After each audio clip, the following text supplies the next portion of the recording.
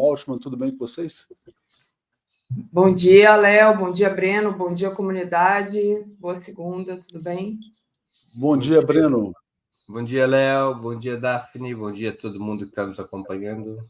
Todos solidários aqui a você. A gente está aqui com 2.600 pessoas que assinaram e vamos ver se a gente chega a 10 mil hoje, ou até muito mais do que isso, depois desse programa aqui.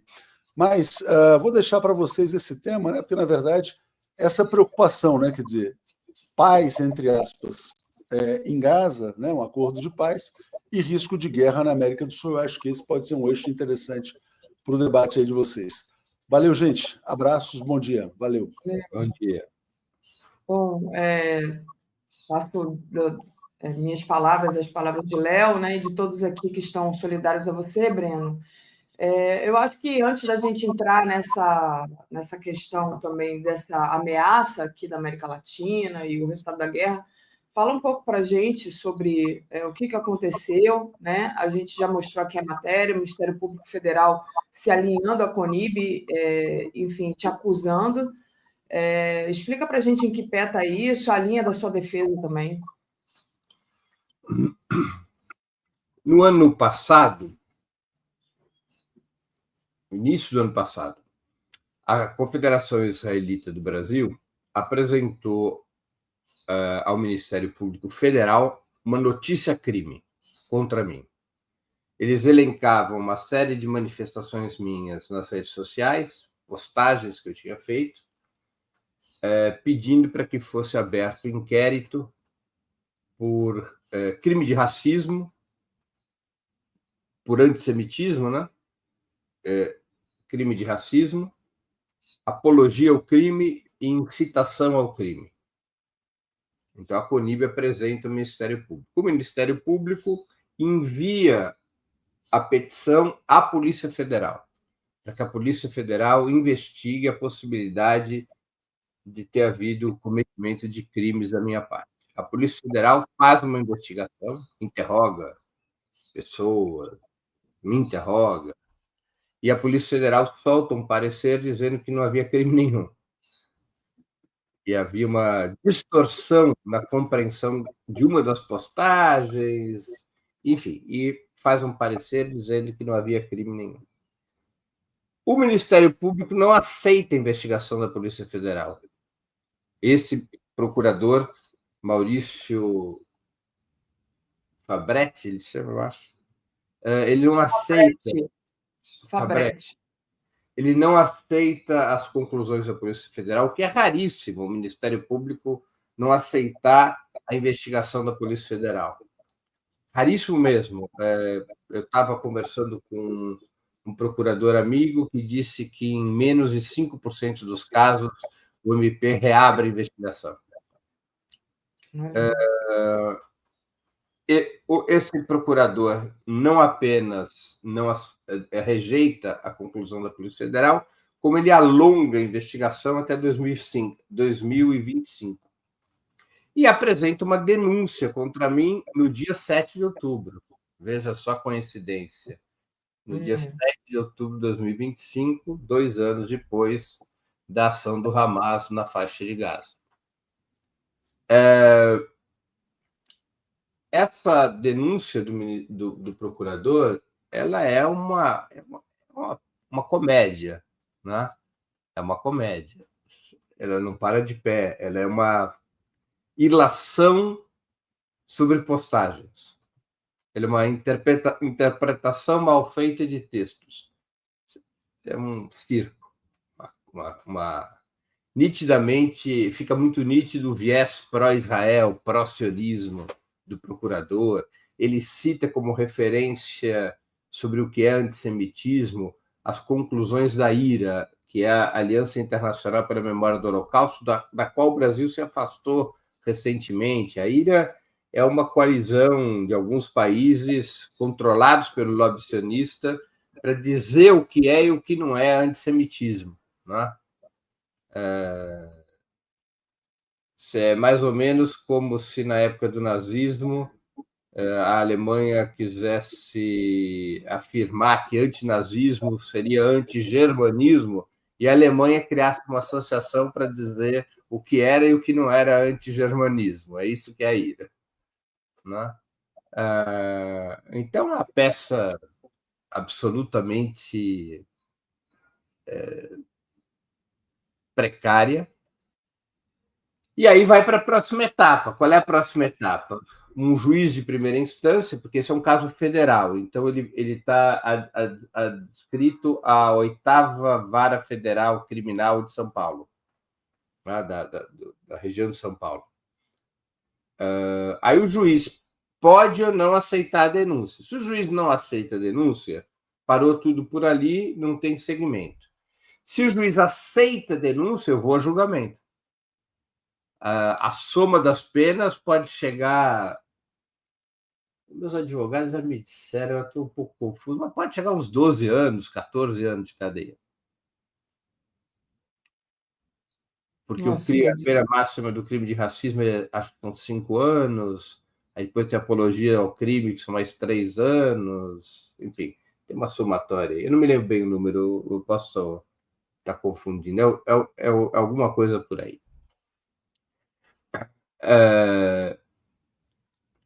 O abaixo-assinado que está sendo feito é curioso, né? O abaixo-assinado em solidariedade a mim, ele é muito inteligente.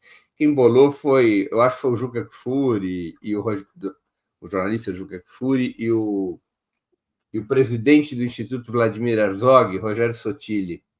Estou colocando o link aqui para o pessoal. É um abaixo-assinado ao procurador em que eles criticam duramente a denúncia por ele apresentada, e no final, o último parágrafo é inteligente, dizendo, olha, se o senhor não retirar a denúncia e não concordar com nada do que nós falamos aqui, nós queremos dizer que nós fazemos nossas as palavras do Breno Altman.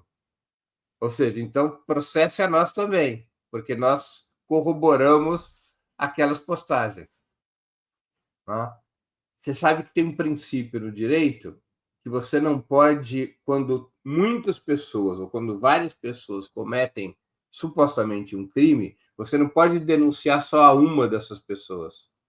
Você tem que denunciar todas as que cometeram o mesmo crime. Né? Então, essa é a ironia, vamos dizer assim, o sarcasmo do abaixo-assinado é esse. Né?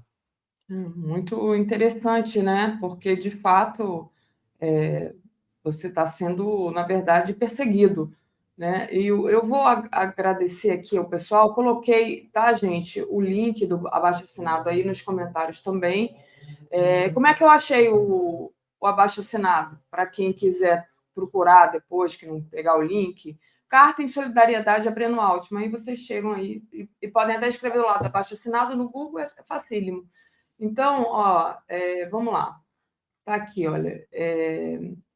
A Rosa, enfim, a lei do racismo sendo usada contra a esquerda, né? Que de fato, está sendo usada como instrumento de perseguição aí ao Breno. Não que eu pense, eu não sei o que o Breno pensa disso, ele pode dar a opinião dele depois, que essa lei não seja necessária, né? Mas de fato está sendo usado como meio de perseguição. Rafael Eduardo Monteiro, Israel aceita acordo com Hamas para esfriar a pressão internacional pelo Estado da Palestina. A gente já vai entrar nessa seara, Rafael. A Nilda, meu respeito, total solidariedade a Breno Altman. Obrigada aqui ao Beto, já coloquei. Obrigado por renovar, Beto. E o Gilberto, todo o meu apoio imprescindível a Breno Altman, indignação a esse processo absurdo, a esse procurador federal sem noção.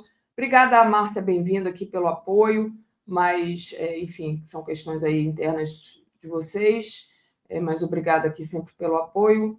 E a Elizabeth Coutinho, solidariedade ao Breno Altman, o Erivan, vamos lembrar também do Rogério Favretto para o STF. Daqui a pouco também a gente entra nessa questão aí da vaga do STF. Bom, Breno, coloquei o abaixo-assinado para o pessoal aqui se solidarizar com você. Eu espero, de fato, que essa situação se resolva da melhor forma possível, mas eu acho que é muito importante a gente deixar claro aqui que você não está sozinho, né? Tem toda aqui nossa comunidade, o nosso campo. Não, agradeço muitíssimo pela solidariedade de todos e todas. Agradeço muitíssimo mesmo. E oxalá, o mais importante das campanhas de solidariedade é que seja mais um episódio de denúncia ao regime sionista e aos seus aliados. Né? Exatamente. Isso é o que mais importa. Mais do que uma questão individual, é a solidariedade ao povo palestino e uma denúncia ao regime sionista. Né? E eles não te perseguem à toa, né? Aquilo que a Daiane falou aqui enquanto nós esperávamos, é porque você realmente abrangeu aí o debate, conseguiu, enfim, falar com quem deveria falar, não está falando só para o nosso campo. Eu também tive notícia de gente que não conhece nem, enfim, assiste aqui o 247, mas viu você em outros debates com o campo da direita e, de fato, acabou sendo esclarecido certas situações gravíssimas, e isso, claro, que vai incomodar quem comete crimes, né? Quem está de acordo com esses crimes que estão sendo cometidos. A Ieda está aqui agradecendo, a Ieda, ela assinou também, conte com a solidariedade dos baianos, então um beijo aí para a Bahia. Delcele Queiroz, solidariedade restrita Breno Altman. Muito bom, Breno, muita gente se solidarizando. E aí eu queria entrar no tema propriamente dito, né? O Hamas entrega últimos prisioneiros vivos e Trump declara fim da guerra no parlamento israelense. 20 libertação de 20 reféns em Gaza, e afirmou que o Hamas cumprirá o acordo de cessar-fogo. Na sua visão, Breno, foi uma vitória ou uma derrota de Israel? Como é que você avalia essa última, digamos assim, situação que eles estão vivendo agora? Olha, eu considero que foi uma derrota tática de Israel. A curto prazo, uma derrota de Israel. A médio e longo prazo, o cenário está em aberto. Tá? Por que foi uma derrota? Porque Israel havia traçado alguns objetivos que foram evoluindo ao longo do genocídio. Primeiro, Israel fixou como objetivo destruir a resistência palestina, especialmente o Hamas, que é a principal organização da resistência palestina na faixa de Gaza. Então, esse era o primeiro objetivo traçado por Israel. Depois, Israel evolui claramente para um objetivo de ocupação e anexação da faixa de Gaza. Depois, Israel evolui torna público um terceiro objetivo, que era eliminar qualquer hipótese de construção de um Estado palestino. Então, esses passaram a ser os 3 objetivos de Israel.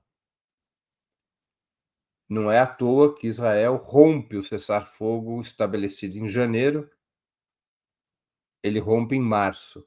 E a fase atual do cessar-fogo é exatamente a mesma que Israel interrompeu em março desse ano. Exatamente, a fase de troca de prisioneiros e de suspensão das hostilidades enquanto essa troca de prisioneiros é realizada, para em seguida se negociar o cenário pós-troca de prisioneiros. Né? Então, Israel foi forçado, pelas circunstâncias internacionais e pela incapacidade de destruir a resistência palestina, Israel foi forçado, e Trump teve um papel nisso, relevante, Israel foi forçado a recuar. Ou seja, a abdicar, ao menos provisoriamente, ao menos parcialmente, dos seus objetivos. Teve que aceitar uma negociação com o Hamas, a organização que Israel gostaria de destruir. Teve que voltar à troca de prisioneiros para poder libertar os reféns israelenses e evitar a crescente pressão interna.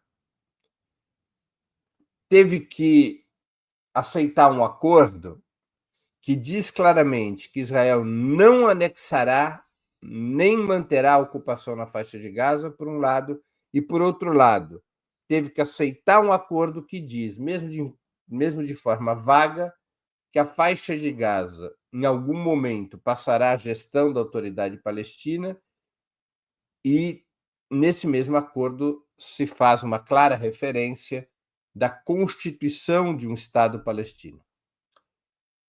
É verdade que no que diz respeito à passagem de Gaza para a Autoridade Palestina e a criação do Estado palestino, o que está no acordo é muito nebuloso. O acordo tem uma modelagem neocolonial. Na prática, os Estados Unidos assumem o controle da faixa de Gaza, tá? Pelo plano de Trump. Mas, a curto prazo, Israel teve que recuar. E o Hamas ganhou uma janela de respiro. O povo palestino ganhou uma janela de respiro. Troca de prisioneiros, cessação das hostilidades. Nós já estamos aí no segundo dia, sem que Gaza esteja sob o mesmo bombardeio dos últimos meses, tá? Então, isso, para uma organização como o Hamas, é fundamental. Permite se reorganizar, permite se recompor depois de tantos meses de combate. Então, eu considero que nesse cenário, quando Israel não consegue alcançar seus objetivos e o Hamas retoma a situação pré-19 de março, que é quando Israel rompe o cessar-fogo, o Hamas teve uma vitória tática. Veja, uma vitória tática é uma vitória provisória, não é uma vitória definitiva. O regime sionista não perdeu a guerra. O regime sionista não foi estrategicamente derrotado. Mas o Hamas teve uma vitória tática, o que, evidentemente, representa uma derrota tática uma derrota tática de Israel, não? Essa é a interpretação minha. E como é que você acha que vai se dar agora essa reconstrução, né?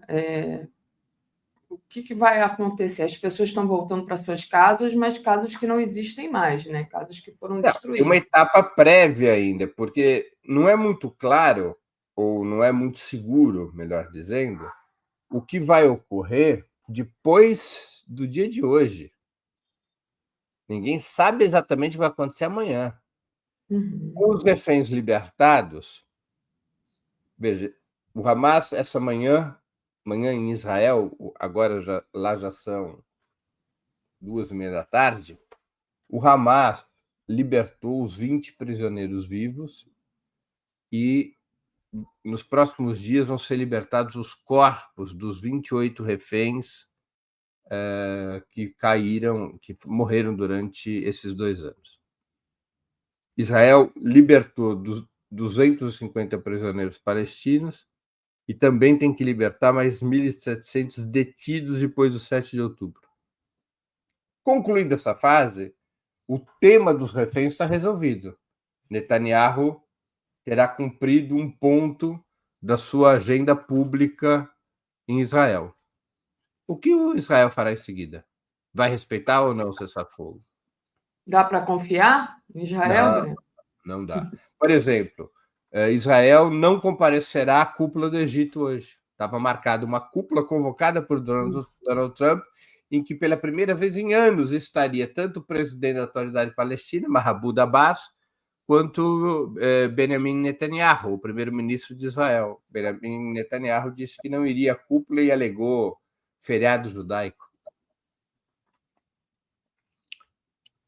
Quem quer a paz, quem quer a paz, falta uma cúpula convocada pelo presidente dos Estados Unidos a esse respeito? Tá? E há pressões internas em Israel, não é? Que forças políticas relevantes que garantem a estabilidade do governo de Netanyahu, forças políticas relevantes que são críticas ao acordo. Aqui eu me refiro, por exemplo, a Smotrich, o ministro das Finanças, que é o chefe do Partido Nacional Religioso. Me refiro a Ben-Gvir, o poderosíssimo ministro da Segurança Interna. Eles são contra o acordo. E eles pressionam Netanyahu para receba os reféns e meta bala. Volte a atacar Gaza. O regime sionista pode operar qualquer pretexto para esse objetivo. Qualquer pretexto. Claro, Netanyahu teria que confrontar nesse momento Donald Trump. Não é fácil para Israel fazer isso. Ele pode apostar que Donald Trump, como todos os presidentes dos Estados Unidos depois de 48, que Donald Trump, diante de um conflito aberto por Israel, que Donald Trump ficará ao lado do regime sionista, mesmo que isso represente uma desmoralização pública. Mas há dúvida sobre isso, porque um setor da direita americana, um setor do trumpismo nos Estados Unidos, assumiu uma posição já publicamente contrária à continuidade da aliança dos Estados Unidos com Israel. E personalidades relevantes do trumpismo com essa posição. Por exemplo, o jornalista Tucker Carlson, o Steve Bannon, os ideólogos do trumpismo. Né? Então, não é simples para Israel romper o cessar-fogo de uma hora para outra sem criar uma tensão com os Estados Unidos, uma tensão inédita com os Estados Unidos. Mas a insegurança é grande. Outra coisa, qual é o tema que pode servir de pretexto? E é o tema que Israel explora até para garantir que os Estados Unidos venham apoiar a quebra do cessar-fogo. O tema do desarmamento do Hamas. O Hamas disse claramente que só aceita se desarmar depois da criação de um Estado palestino, ou seja, quando os palestinos tiverem seus direitos respeitados, aí sim o Hamas depositará suas armas nas mãos das futuras forças armadas palestinas e os seus combatentes se integrarão a um exército palestino soberano. Essa declaração foi dada publicamente por Bassem Naim, um dos principais dirigentes do Hamas, em entrevista realizada há 1 ou 2 dias. Os Estados Unidos exigem o desarmamento imediato do Hamas. Que esse seja o próximo capítulo, que o Hamas deponha armas nos próximos dias. Israel também assim o exige. O acordo até prevê que os combatentes do Hamas que entregarem armas serão anistiados, eles não serão vítimas de nenhum tipo de processo, o que é uma esquisitice, né? Porque a faixa de Gaza faz parte dos territórios palestinos. Israel exerce a justiça israelense sobre territórios que não são seus, né? Tanto a Cisjordânia quanto a faixa de Gaza. Mas, de toda maneira, está no acordo que combatentes do Hamas que entregarem armas, eles serão automaticamente anistiados. Donald Trump, falando ontem para a imprensa, ele já abriu uma exceção para o tema do desarmamento do Hamas. Ele disse: temos acordo com o Hamas, achamos que é correto que o Hamas possa intervir nas próximas semanas para garantir a segurança e a ordem na faixa de Gaza, porque com o cessar-fogo as pessoas estão voltando, precisa evitar crimes, precisa evitar saques, precisa garantir estabilidade para a população. Então o Hamas tem que exercer, quem pode fazer isso é o Hamas, exercendo sua autoridade como governo de Gaza e, claro, recorrendo às suas próprias forças armadas, sua própria capacidade militar para garantir a segurança no enclave. Então, o próprio Trump já disse, não, por um período estamos de acordo, o Hamas não pode simplesmente entregar armas, ele tem que garantir a segurança em Gaza, e aí nós vamos negociar como será o desarmamento. Né? Mas o tema do desarmamento será o pretexto de Israel. Agora, pela primeira vez, Israel tem uma focinheira. O Trump botou uma focinheira no seu cachorro louco. Tá? O cachorro louco vai tentar quebrar a focinheira. Agora, o dono permitirá? O dono do cachorro vai aceitar que o cachorro louco se livre da focinheira? Então, essa é a questão.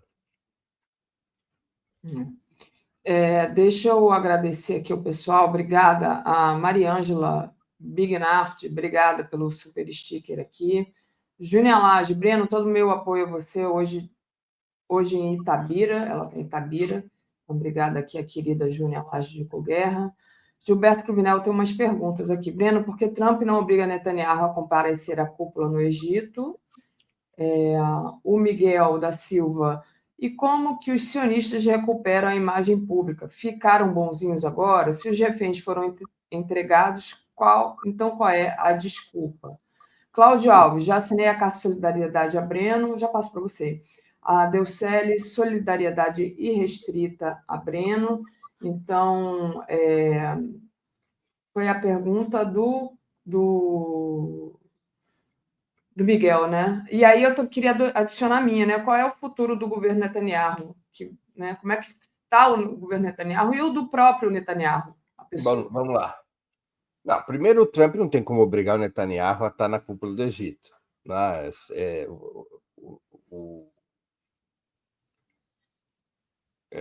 e ele não vai querer, a essa altura do campeonato, comprar uma briga pública com o Netanyahu a esse respeito, ou comprar uma briga com o Netanyahu a esse respeito. Tá? A gente tem sempre que levar em conta que o Trump caminha entre duas pressões, entre dois fogos.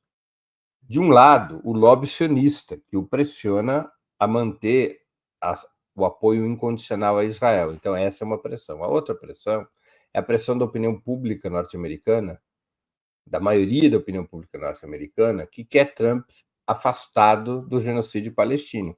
Até mesmo, como eu já disse há pouco, setores da direita norte-americana querem que Trump se livre dessa aliança incondicional, considerando que essa aliança incondicional com Israel danifica o apoio a Trump dentro dos Estados Unidos. Então, ele caminha entre esses dois fogos. Ele não vai assumir uma postura taxativa com Israel sobre todos os pontos. Portanto, a cúpula do Egito, ele agasalhou, aceitou, criou ali uma narrativa de improviso do tipo, não, nem Netanyahu, nem o Hamas. Né? Como se os dois protagonistas estivessem fora da cúpula imaginada, e não como se Netanyahu tivesse boicotado a cúpula. Sobre o tema dos sionistas, o que os sionistas vão fazer com a sua imagem, eles não ligam muito para isso, para começo de conversa. Verdade. Não, eles não ligam muito para isso. Enquanto eles tiverem apoio militar do Ocidente, apoio econômico, a imagem, tudo bem, eles gostariam de ter uma boa imagem. Quem que não gosta de ter uma boa imagem? Mas isso não está no topo da hierarquia, no topo da lista de desejos do sionismo para o Natal. Não está. Tá? Eles primeiro precisam resolver a situação de força e depois eles vão tentar resolver a situação de imagem. Eles estão gastando, estão gastando e vão gastar ainda mais centenas de milhões de dólares em propaganda. Tá? A operação de aquisição do TikTok já tem a ver com isso. Neutralizar uma narrativa. Há uma avaliação de que o algoritmo do TikTok, enquanto está nas mãos dos chineses, de uma empresa chinesa, o algoritmo do TikTok ele teria sido benéfico à solidariedade com o povo palestino.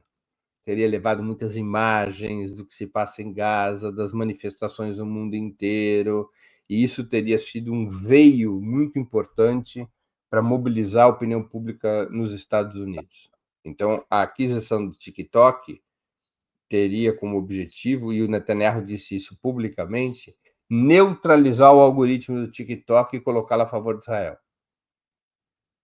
Então, eles vão jorrar dinheiro nas redes sociais, vão comprar influenciadores, comunicadores, jornalistas, adoidado, vão comprar setores sociais. Né? É sabido que o lobby sionista ele tem metade no mundo inteiro, ele tem boa parte das lideranças, por exemplo, de movimentos negros, de movimentos LGBT, no bolso. Eu queria que você detalhasse aqui esse seu post, falando nisso. Né? Você diz assim, novamente o lobby sionista atacou o presidente Lula, dessa vez através de publicidade nos principais jornais, comprada pela Stand With Us, Brasil, um dos tentáculos de Israel em nossa nação. Essa organização filial de uma entidade norte-americana merece ser expulsa do Brasil.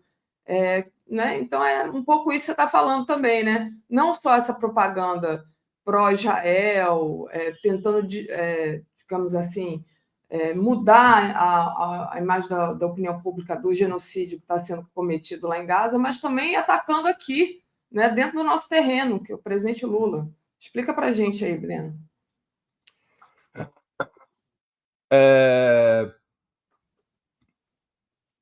Só para registrar o fato. No sábado, ou foi no domingo? Agora fiquei em dúvida.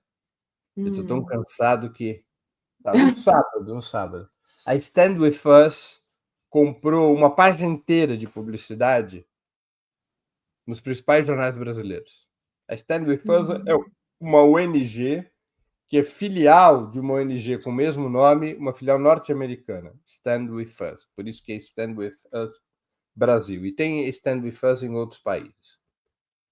É uma ONG criada pelo setor mais reacionário do sionismo nos Estados Unidos, por um setor vinculado à extrema-direita norte-americana. A Stand With Us, essa ONG, comprou, então, páginas de publicidade dos principais jornais brasileiros, páginas inteiras. Isso custa uma fortuna. Essa mesma Stand With Us paga frequentemente viagens a parlamentares, a prefeitos, a juízes, a jornalistas, a influenciadores. Eles gastam tubos de dinheiro com a propaganda pró-Israel. Eles são uma agência da Hasbará, que é a rede israelense que busca salvaguardar a imagem do regime sionista. Os recursos financeiros dessa gente têm que ser investigados. Eu acabei de receber uma notícia de que o gabinete israelense contratou como lobby a Stand With Us por 1 milhão de shekels. Um dos contratos com a Stand With Us norte-americana. Ou seja, os recursos saem do governo de Israel diretamente para a Stand With Us. Isso é ilegal no Brasil. Você não pode ter organizações financiadas por governos estrangeiros no Brasil que operem a política brasileira. Por isso que eu digo que essa organização tem que ser expulsa do Brasil. Ela é ilegal.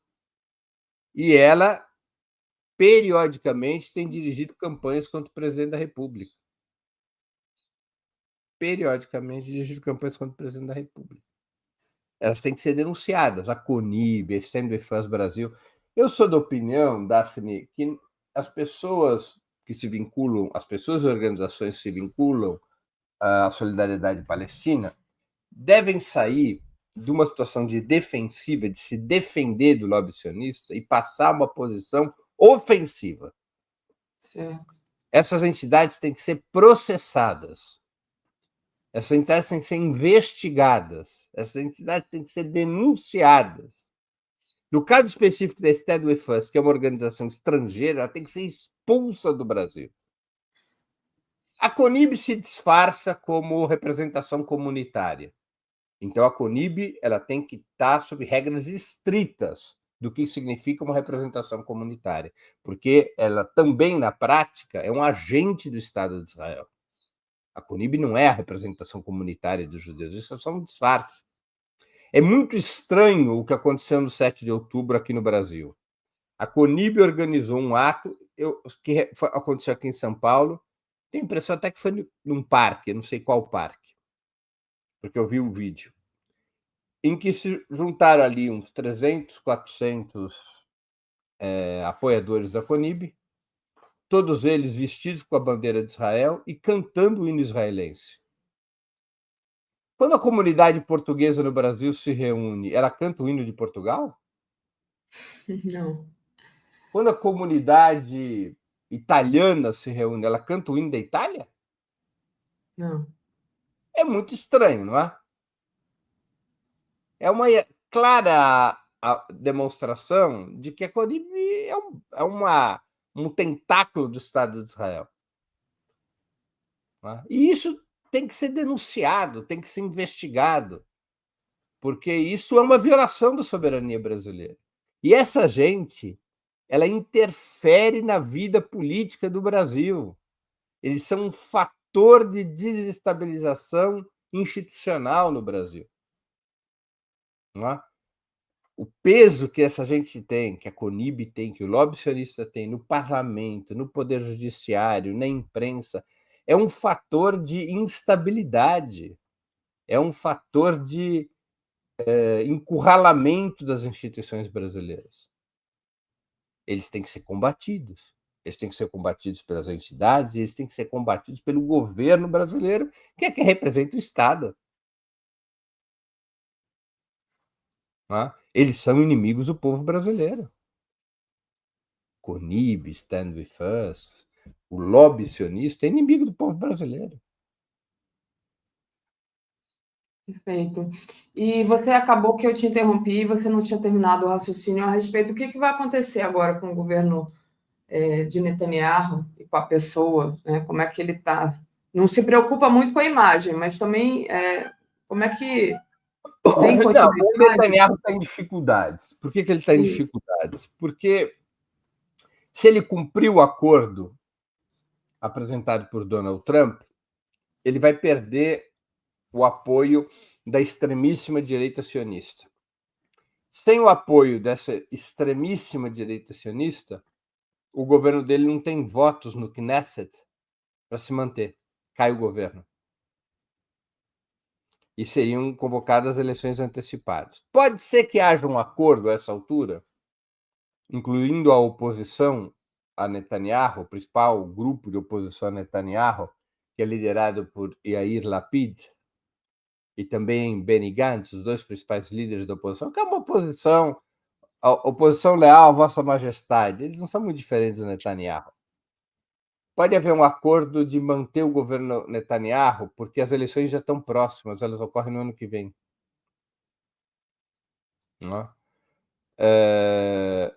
De toda maneira, Netanyahu, para concorrer às eleições do ano que vem e vencê-las, ele precisa fazer uma escolha política. Ele vai concorrer pelo partido dele, pelo Likud, mas ele precisa da aliança com a extremíssima direita, a não ser que o Likud seja capaz de ter uma votação suficientemente alta, o que nunca aconteceu na história de Israel, para governar sozinho. Ou para governar com um setor da oposição trocando o atual governo de extrema-direita por um governo de direita extrema, ou seja, um governo que, ao invés de estar aliado com Smotrich e com Ben-Gvir, esteja aliado com Benny Gantz, por exemplo. Mas, para isso, o partido de Netanyahu tem que chegar próximo à maioria absoluta, o que nunca aconteceu na história de Israel, um só partido ter maioria absoluta. É ele chegar perto da maioria absoluta. A maioria absoluta no Knesset são 61 votos. O Likud hoje tem... acho que não tem 30 cadeiras. Não estou aqui me lembrando direito, mas acho que não tem 30 cadeiras. É muito difícil o Likud chegar aos 61 votos, ou perto de chegar a 50 cadeiras, e poder aí escolher seus aliados. A tendência é se reproduzir a situação atual. E existe o risco, Daphne, de um crescimento da extremíssima direita. Eles podem crescer, os partidos religiosos e ultracionistas, eles podem crescer, e aí a aliança que governaria Israel continuaria a ser essa aliança com Netanyahu. Mas esses partidos da extremíssima direita podem se recusar a uma aliança com Netanyahu por conta do cumprimento do acordo, o que deixaria Netanyahu sem condições de formar governo, mesmo que o Likud seja o partido mais votado nas próximas eleições. Então, sem a extremíssima direita, para concluir aqui o raciocínio, sem o apoio da extremíssima direita, Netanyahu, 1, corre o risco de cair imediatamente. 2, corre o risco de não conseguir formar governo, mesmo que o Likud seja o partido mais votado no ano que vem. Se o Netanyahu ficar sem mandato, tanto a sua oposição atual quanto a extremíssima direita podem escolhê-lo de bode expiatório. Ele tem um monte de BO por corrupção. Então, ele corre o risco de parar na cadeia. Não pelo genocídio palestino, mas Não por genocídio, né? pelos crimes de corrupção nos quais ele está envolvido. Ó, o Fernando Castro pediu para você falar da Venezuela, né? E aí eu já entro também nessa questão, né? Qual é o perigo, então, agora dessas ameaças imperialistas, desse olhar agora voltado aqui para a América Latina? E o Fernando Castro fez uma outra pergunta também. Breno, qual a importância de Putin no conflito em Gaza? Como o enfraquecimento da resistência em Gaza afeta o Irã e, consequentemente, a Rússia? É meio fora do que eu tinha proposto, mas fica à vontade aí para responder. Tem a ver com o assunto de Gaza. A importância de Putin no conflito em Gaza é mínima. A Rússia fez uma opção por um baixo grau de envolvimento. O enfraquecimento da resistência palestina em Gaza precisaria entender o que o Fernando compreende por enfraquecimento. Eu não acho que esse enfraquecimento, como eu já disse, significa uma derrota. Claro que a resistência sofreu muitas perdas nesses 2 anos. E é claro que isso reduz o poder de fogo do eixo da resistência para além da Palestina, né? Até porque você teve a derrubada do governo do Assad, o Hezbollah perdeu força no Líbano, o Irã sofreu golpes duros durante a Guerra de Junho, né? Então você tem um enfraquecimento da influência do Irã, mas a análise não pode ser isso não significa que a Rússia seja diretamente afetada por isso. O que afeta a influência russa é a decisão de Putin de não se envolver. É verdade que a Rússia teve uma perda importante com a queda do Assad na Síria, é verdade que os golpes contra o Irã, indiretamente ao menos, afetam a Rússia e a China, mas, fundamentalmente, o que importa na baixa influência da Rússia na questão palestina é a decisão de Putin de não criar uma nova frente de conflito com os Estados Unidos e com o Ocidente. Ele já tem o assunto ucraniano, não quis abrir uma nova frente. Aí entramos em qual questão? Venezuela?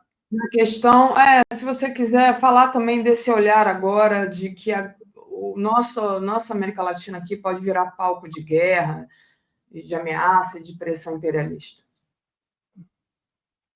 Olha, a pressão imperialista está em curso, né? A pressão contra a Venezuela escalou. Nós temos que levar sempre em conta que a Venezuela é o destacamento avançado, para usar uma linguagem militar, a Venezuela é o destacamento avançado da luta anti-imperialista na nossa região, na América do Sul. Né? E a derrota da Revolução Bolivariana, a derrota do governo Maduro, ela é estratégica para os Estados Unidos tentarem recuperar influência, hegemonia na América do Sul. Não basta apoiar governos de direita como o Milei, é necessário derrubar governos de esquerda como o de Maduro. Né? Então, Donald Trump concentra suas forças na América do Sul em enfraquecer e derrubar a Venezuela, recorrendo, inclusive, a evidentes ameaças e agressões militares. Isso pode se desdobrar num conflito generalizado. Os Estados Unidos podem realizar alguma operação militar diretamente contra Nicolás Maduro. Os Estados Unidos podem construir uma operação militar contra a Venezuela? Podem. Isso está no horizonte de curto prazo? Eu creio que não. Vou ter mais informações na semana que vem, que eu estou indo a Caracas no sábado. Eu vou ficar uma semana ali por Caracas. Mas não acho que a curto prazo você tenha isso no horizonte. Mas há uma ameaça real. E que paira não só sobre a Venezuela, mas sobre toda a América do Sul. Né?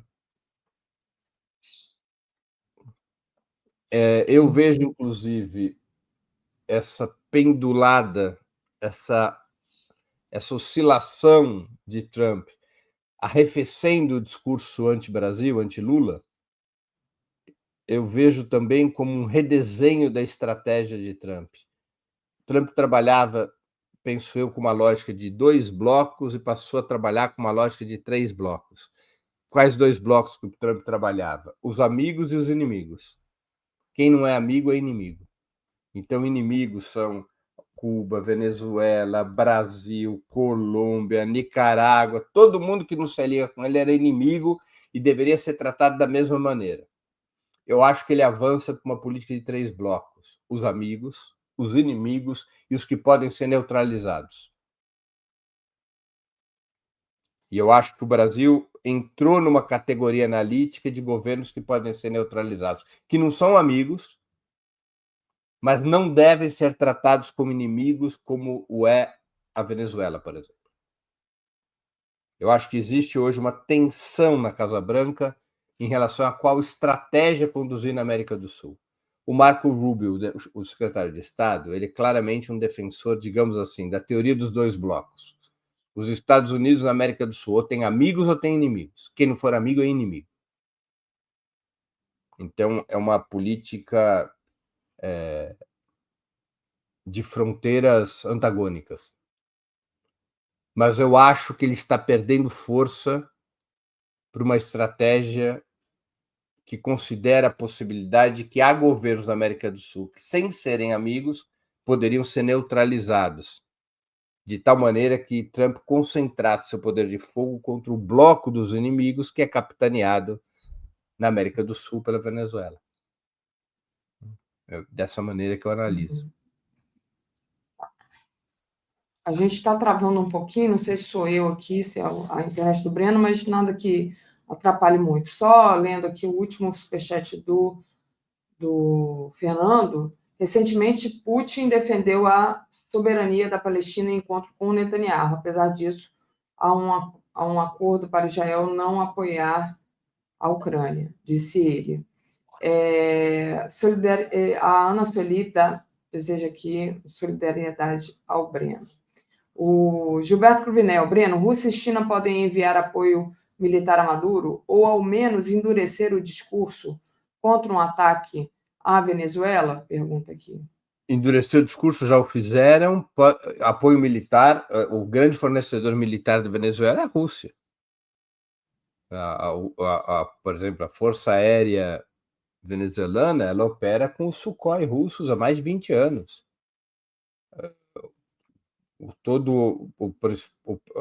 As principais armas da Venezuela são russas. Né? Pode ampliar esse apoio militar? Pode. Isso está nas contas do Trump também, né? Mas você tem uma questão espacial, geográfica. Uma coisa é você apoiar um país com o qual você tem proximidade geográfica.